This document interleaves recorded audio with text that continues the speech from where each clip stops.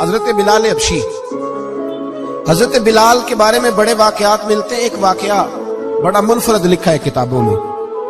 حضرت بلال سے لوگوں نے کہا آپ نبی پاک سے متاثر کیسے ہوئے؟ تو جناب بلال کہنے لگے میں زیادہ لوگوں کو، مکے کے لوگوں کو جانتا ہی نہیں تھا، کیونکہ میری ڈیوٹی تھی گھر میں کام کرنے کی، اور مجھے سخت سزا ملتی تھی امیہ بن خلف کی طرف سے۔ بلکہ تحقیق یہ ہے کہ یہ عبداللہ بن جدان کے غلام تھے۔ امیہ بن خلف نے تو جب انہوں نے کلمہ پڑھا تو پھر خریدا۔ عبداللہ بن جدان کہنے لگا میں فارغ نہیں، آپ لے لیں، آپ اس کو سزائیں دیں۔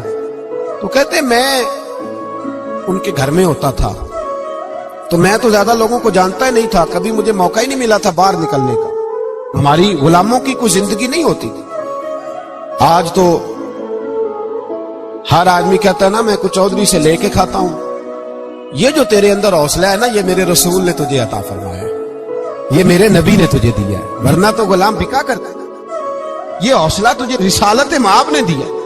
حضرت بلال کہتے ہیں میں ایک دن مجھے بخار چڑھ گیا بڑا تیز، میں لوگوں کو جانتا نہیں تھا۔ فرماتے مجھے تیز بخار چڑھ گیا تو ٹھنڈ بڑی سخت تھی، میرے مالک نے مجھے کئی کلو جو دیے پیسنے کو چکی پہ۔ کہتے میں بیمار تھا تو میں نے کچھ دوائی لی جو اس وقت موجود ہوتی تھی، تو میں نے ایک لحاف لیا، دودھ پیا تو مجھے نیند آ گئی۔ جب میں سویا تو میرا مالک آ گیا، اس نے آ کر کے مجھے سوئے ہوئے دیکھا تو کھینچ کر کمبل اتارا، رضائی اتاری، لحاف اتارا۔ کہنے لگا اب تیری سزا یہ ہے کہ تو کھلے میدان میں بیٹھے گا، وہاں چکی پیسے گا، اور دوسری سزا یہ ہے کہ تجھے قمیض پہننے کی بھی اجازت نہیں۔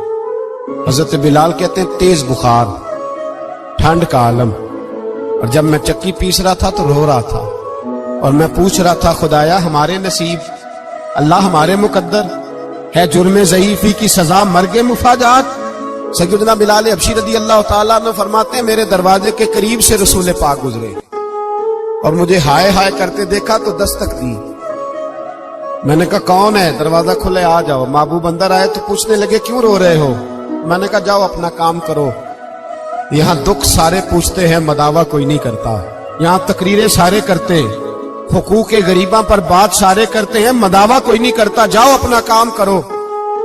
کہتے ہیں میں نے سخت جملے کہے معاذ اللہ، حضور چلے گئے، اور جب حضور جا رہے تھے تو میں کہہ رہا تھا بس جا رہے ہو نا، میں نے پہلے ہی کہا تھا جاؤ۔